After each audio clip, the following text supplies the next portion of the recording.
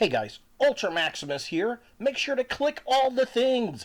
Subscribe, like, and hit that notification bell. And follow me on all the social medias. Facebook, Instagram, and Twitter. Links in the description below. Oh hey, you've got a big mono boobie with a nip slip, betcha betcha.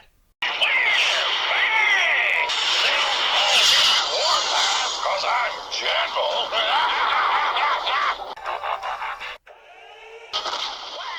Swords! Slam! Go get 'em! Thank you!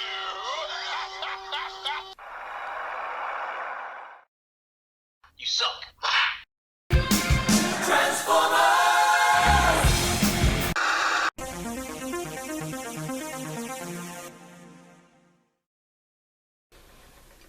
Hey guys, Ultra Maximus back with another toy review, and today we're going to take a look at another Transformers figure.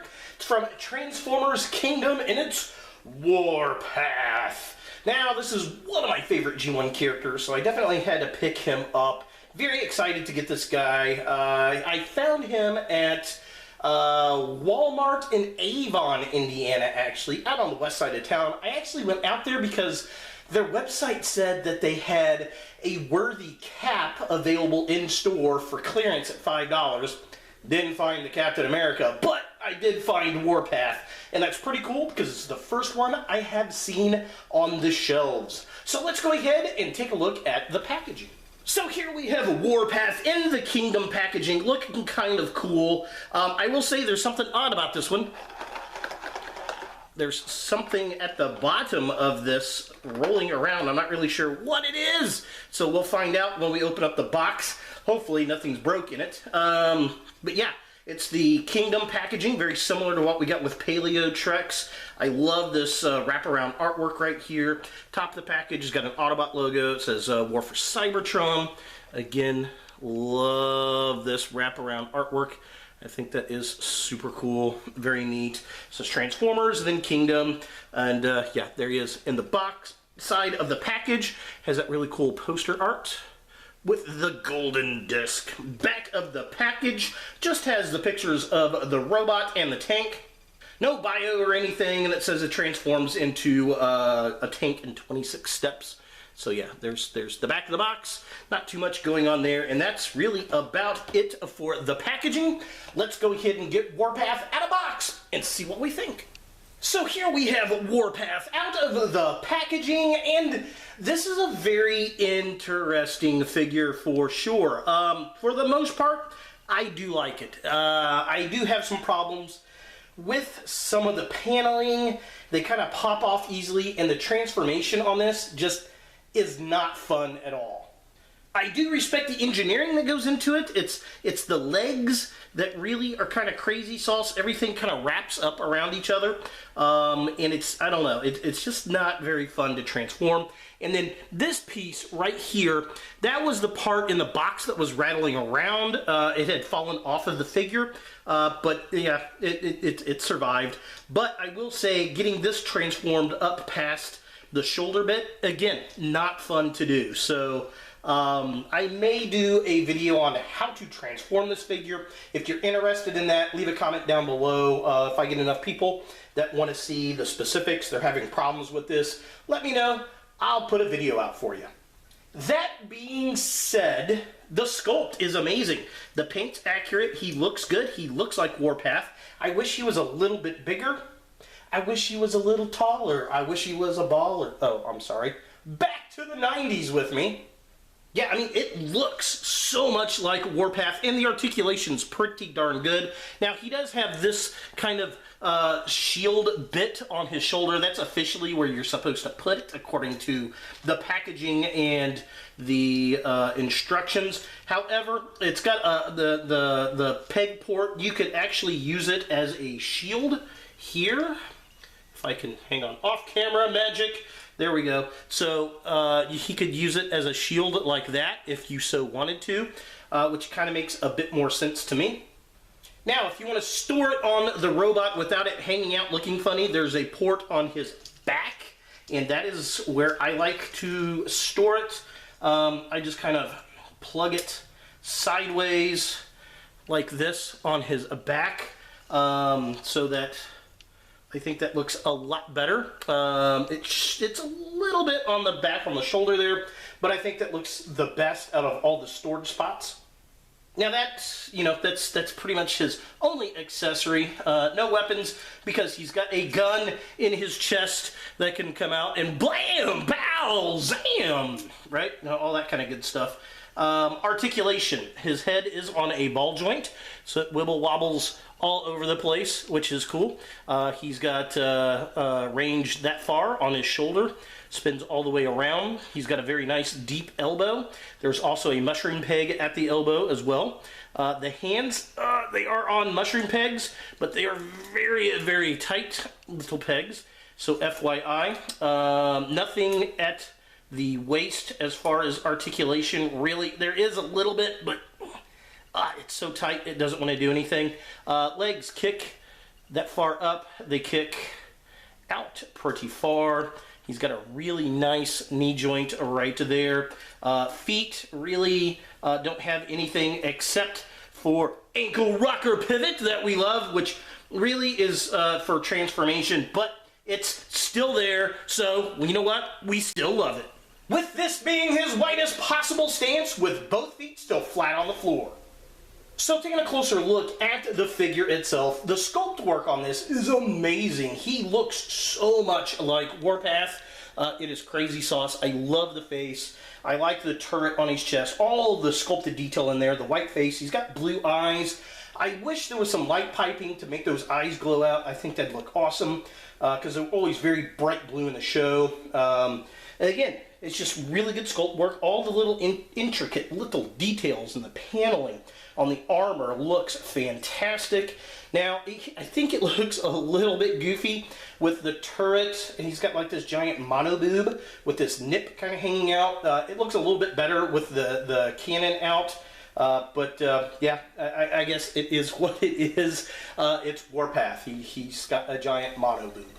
Taking a look at the midsection of the figure, again, sculpted well. I like the white treads. Matches. It's kind of an off-white, almost a grayish kind of white thing going on there. We get the red on the arms and the waist, the kind of white underbelly. Now, he should have an Autobot logo, like on his crotchular area that he doesn't have here. But that's okay, I guess. Again, I like the tank treads look good. I like how they fold in. Looks nice. The panels on the back look good. All the detailing, they did a phenomenal job on the detailing, and it just looks really good, and it looks a lot like the G1 Warpath. And finally, taking a look at the legs of the figure, he's got some huge, clunky clown shoe feet, which he did in the show too. I mean, he's a tank, so like a big chunk of him should be tank parts. And he's got the treads. That all looks really good. Again, I've said this over and over, the paneling looks nice. I will say, I like the fact there's not a lot of hollow bits around this, as most of those leg pieces all wrap up around each other, but it's almost a little too much. I really respect the engineering on it, but it's definitely a bit more complicated, I think, than it should have been. So, you know, tone it down, guys. Tone it down a little. And it may be because it's the size of the figure. If it was like a Voyager class figure, it might have been a little easier to transform. But it's just a lot of paneling and a lot of flopping around until you get it into its final spot with the, you know, arm shield to kind of brace everything into place. For comparison, here we have the Kingdom Warpath with Run Amok and Runabout, and as you can see, he is shorter than they are, which is a bit disappointing. He has a mini bot, so I guess it kind of fits a little bit. He's kind of smaller than them, but I just want Warpath to be a bigger bot. He deserves to be at least a deluxe size figure because that's what he was sold as, so I would have liked for him to be at least as tall as they are, but to be honest, I'd love this mold if it was like in a Voyager scale. I think that would be phenomenal. So here we have Warpath in his tank mode, and I do have to say, it looks pretty good, but this is kind of a fidgety mess to get this together, especially This back piece right here, this panel to push up through is almost impossible, and it constantly wants to pop out, and it just barely fits. I am not impressed with that at all. Also, you've got this kind of bracer piece here, and the reason for that is all of this is terrible to connect together as you're trying to get this thing together and to get the treads to align properly. But once you get this piece in there, things kind of start to go into shape properly. And this is definitely not a fun transformation at all. In fact, of all of my Warpath figures, I think this is the least fun to transform. That being said, once you actually get it into the mode, I mean, it looks like Warpath, and it has a very strong resemblance to the old G1 cartoon, which I do like. I like the white treads. I think that looks good overall. I like the color of the red, the kind of roundish top on the tank. We got the nice Autobot logo right there. Articulation, obviously you've seen me move the turret back and forth. There is a little bit of movement on the barrel. This thing feels very fragile. I see kids breaking that a lot, so FYI. Looking at a close-up, all the detail looks amazing. I do like it. I think it looks cool. It's just a pain to transform. It's not fun, and that's a problem. I don't like that. It rolls well. It's got little 4 wheels. So it rolls really, really well. Overall, like I said, it's a great tank mode. They just need to make it easier to get to that great tank mode. So is the Transformers Kingdom Warpath a figure that you want your Transformers collection? Well, if you're a G1 nut like I am, you're definitely going to like this figure because it's Warpath. If you're a Minibot fan, Warpath fan, you're definitely going to want to get this guy.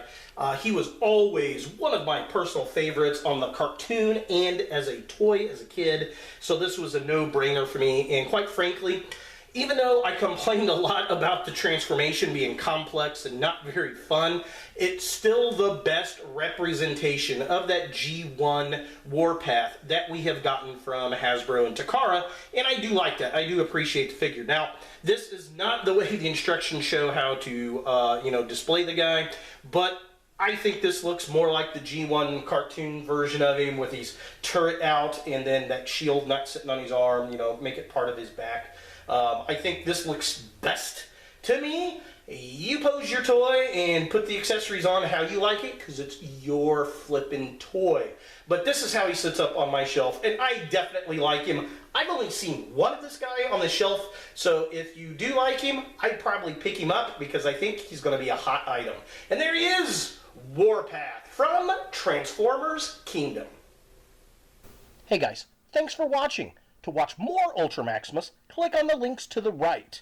Be sure to click all the things, subscribe, like, and hit that notification bell for new videos, and follow me on all the social medias, Facebook, Instagram, and Twitter. Links in the description below.